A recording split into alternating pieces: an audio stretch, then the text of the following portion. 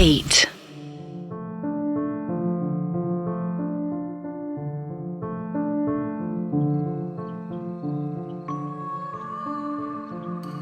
शाम के 6:30 हो रहे थे। सूरज छुप चला था और सांझ की अंधेर हो चली थी। खटिए पर लेटे शामू, जो पिछले कई सालों से शहर में चौकीदारी करते थे, अब बूढ़े होने पर वापस अपने गांव में आ गए थे। लगातार वो खांस रहे थे। ए कमला, जल्दी तेरे बाबूजी के लिए पानी लेकर आ। इनको तो शुरू से समझाया था कि इतनी बीड़ी ना पिया करो, पर नहीं, इनको कोई बात माननी थोड़ी होती है। जल्दी ला पानी, इनकी दवाई का वक्त भी हो गया है। शामू की बीवी ने अपनी बेटी कमला से कहा, जो भागती भागती मटके के पास गई। देखा तो मटका पूरा खाली था। बिना किसी को बताए वो मटका ले गांव के कुएं की ओर जाने लगी। वो कुआं जो पीपल के पेड़ के बिल्कुल बगल में था। अंधेरा हो रहा था। कमला तेजी से अपने कदम बढ़ाते हुए उस कुएं की ओर जा रही थी। आसपास कोई था नहीं और कोई आना भी नहीं चाहता था। उस कुएं के आसपास एक अजीब सी नकारात्मकता थी। पीपल के पेड़ पर बैठा उल्लू कमला को देख रहा था। कमला ने जल्दी से कुएं वाली बाल्टी उसमें फेंकी और पानी निकाला। बाल्टी निकाल उसने अपना मटका भरना शुरू किया। वो अभी अपना मटका भर ही रही थी कि उसे किसी के रोने की आवाज सुनाई देने लगी। कोई औरत रो रही थी। कमला जल्दी जल्दी पानी भरती जा रही थी। मटका भरा और वो उसे उठाकर वहां से जाने लगी कि एकदम से उसे पायल की आवाज सुनाई दी। उसने पलट कर देखा तो सफेद साड़ी पहने, अपने मुंह को पूरा घूंघट से ढके एक औरत उसकी ओर आ रही थी। कमला दूसरी ओर मुड़ी तो वहां से भी एक औरत आ रही थी। वो अपना मटका फेंक वहां से भागने लगी कि एकदम से उसके पैरों को किसी ने जकड़ा। कमला ने मुड़कर देखा तो कुएं से एक लंबा हाथ निकलकर बाहर आ रहा था, जिसने कमला के पैर को पकड़ लिया था और वो उसे खींच रहा था। कमला जोर से चीखी। वो चीख पूरे गांव में गूंजी और सारे लोग लालटेन मशाले लेकर कुएं के पास आ गए। वहीं कमला की अम्मा रोए जा रही थी। हमको क्या पता था कि पागल पानी लेने कुएं में चली जाएगी। हमने कहा मटके से पानी ले लो, पर शायद मटके में पानी खत्म हो गया था। हे भगवान, अब क्या करें, वो सब उसको खा जाएंगी। कुएं के आसपास गांव वालों की भीड़ इकट्ठा हो चुकी थी। बंसी और मुरारी सीधा कुएं में कूदे। अरे बंसी, कमला मिली कि नहीं? मुखिया जी ने पूछा, जिस पर अंदर से बंसी बोला, हाँ मुखिया जी, मिल गई, पर बेहोश है। रस्सी फेंकिए जल्दी। रस्सी फेंकी गई और कमला को ऊपर लाया गया। वो होश में नहीं आ रही थी। कमला के अम्मा और बाऊजी रोए जा रहे थे। मुखिया जी, ये कुइया को बंद काहे नहीं हम करवा देते? जब हमें पता है कि इसके अंदर कुछ है, तो हमें इसे खुलवाना ही नहीं चाहिए था। गांव के लोग गुस्सा होने लगे, जिस पर मुखिया जी उन्हें शांत करते हुए कहते हैं, अरे तुम सब शांत हो जाओ, चिल्लाओ मत। शहर से हमने 2 लोगों को बुलाया है जो यही भूत बाधाओं को हटाते हैं। एक बार उनका आए दियो, सब कुछ ठीक हो जाएगा। वो आज नहीं तो कल आ जाएंगे। मेरी बात हुई है उनसे।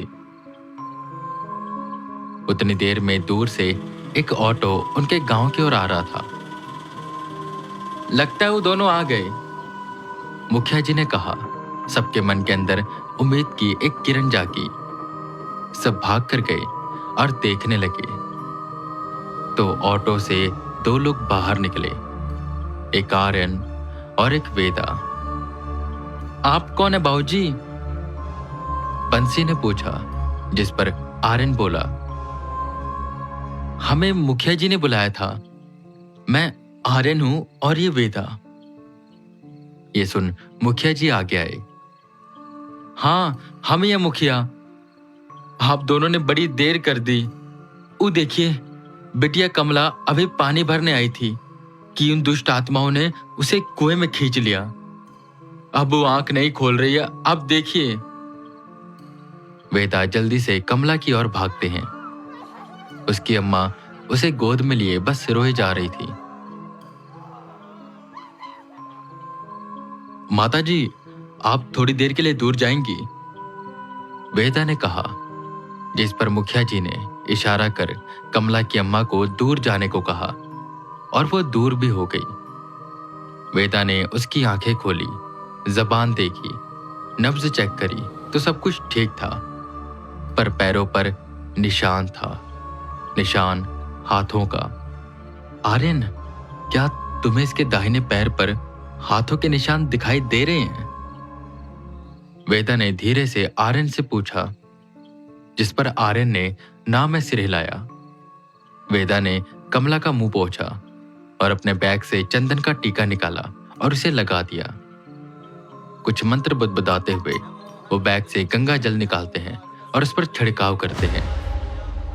जब वेदा ये सब कर रहे थे तो कोई एक ताकत तेजी से कुएं से बाहर आती है और झांकने की कोशिश करती है, जिस पर वेदा एकदम से कुएं की ओर देखते हैं।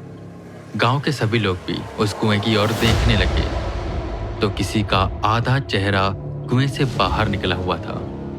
उसकी सफेद दो आंखें उन्हें घूर रही थी, जो वेदा को देख तुरंत अंदर हो गई और पानी की आवाज आई। सब लोग डरकर चिल्लाने लगे। शांत हो जाइए आप सब। जब तक मैं यहां पर हूं, डरने की कोई जरूरत नहीं है। बस आप थोड़ी दूरी बनाकर रखिए ताकि बच्ची को हवा लग सके। वेदा ने अपना काम चालू रखा। कमला की आंखें एकदम से खुली। वो रोते हुए अपनी मां के पास भागी।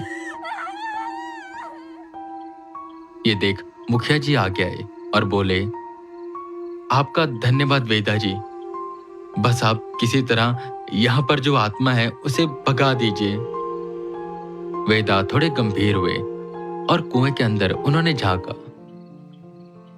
5 सर उन्हें कुएं में दिखाई दे रहे थे, जो एक टक वेदा की ओर देख रहे थे। वो थोड़ी देर बाद ही अंदर की ओर चले गए और उनकी नेगेटिव पावर भी गायब हो गई, ऐसे जैसे वो काफी दूर चले गए हों। ठीक है मुखिया जी, आप उसकी चिंता ना करें। पहले तो मैं इस पूरे गांव का भ्रमण करना चाहूंगा और फिर आप मुझे बताइएगा इस कुएं की कहानी कि आखिर क्या हुआ था इस कुएं में और ऐसा क्या है इस कुएं के अंदर। मुखिया जी ने हामी भरी और वेदा और आर्यन के रुकने का बंदोबस्त करने लगे। अच्छा खाना बनाया गया और उन दोनों की खूब सेवा की जा रही थी। गांव के सारे लोग उन्हें घेर कर खड़े थे। जहां वेदा को एक छोटी सी बच्ची दिखाई दी जो दूर छुपकर उन्हें देख रही थी, और वो कोई आत्मा नहीं थी। तुम यहां पर आओ, वेदा ने कहा, जिस पर वो बच्ची वहां से भाग गई। कहाँ हुआ वेदा जी? बंसी ने पूछा, जिस पर वेदा बताते हैं, वहां पर एक बच्ची खड़ी थी और मुझे देख रही थी, पर जैसे मैंने उसे बुलाया वो भाग गई। सब आपस में बातें करने लगे। अरे वेदा जी छोड़िए, वो शायद गुंजा होगी, यही गांव में रहती है, थोड़ी सी पागल है। उसके पापा उसकी माँ को छोड़कर चले गए थे, अभी अपनी माँ और नानी के साथ इसी गांव में रहती है। बेचारी भाग्य की मारी है। खैर ये सब चीजें खत्म हुई।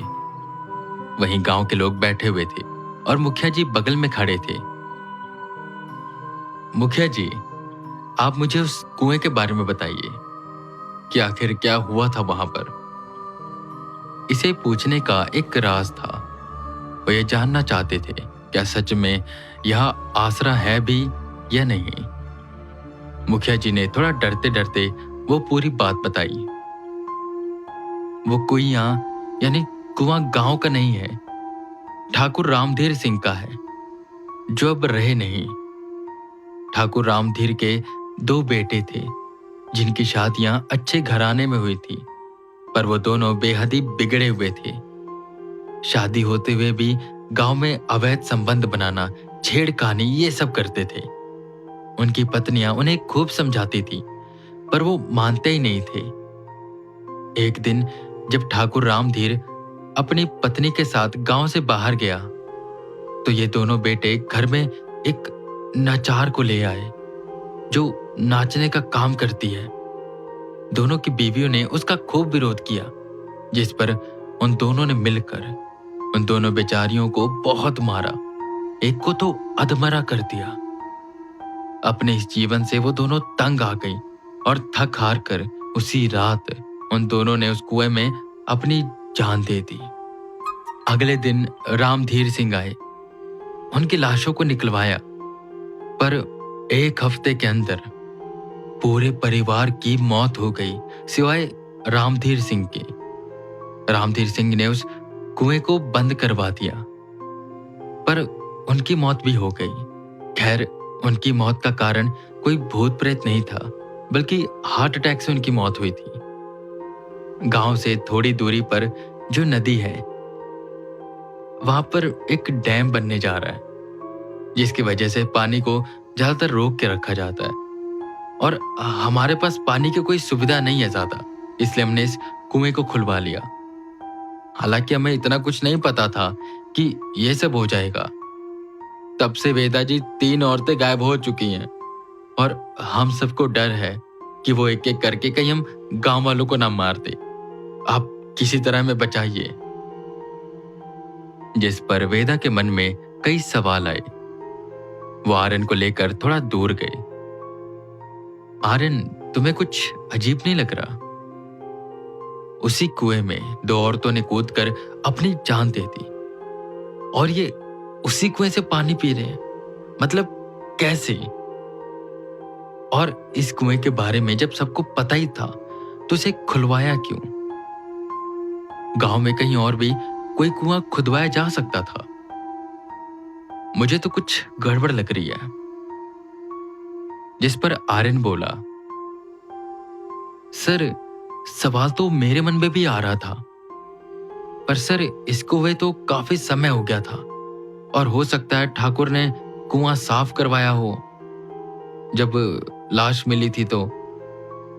पर यह बात तो सोचने वाली है कि उन्होंने कहीं और कुआं क्यों नहीं खुदवाया और इसी कुएं को क्यों खुलवा लिया? सर, हो ना हो ये सब गांव वाले कुछ छुपा रहे हैं। सवाल थे पर जवाब नहीं। वेद अगर चाहते तो तुरंत उन आत्माओं को कैद करके वहां से जा सकते थे, पर उनका काम सिर्फ आत्माओं को कैद करना नहीं, बल्कि सच्चाई को जानकर न्याय दिलाना था। वो ये जानना चाहते थे कि आखिर ऐसा क्या हुआ था यहां पर और क्यों ये सब कुछ बातें छुपा रहे हैं।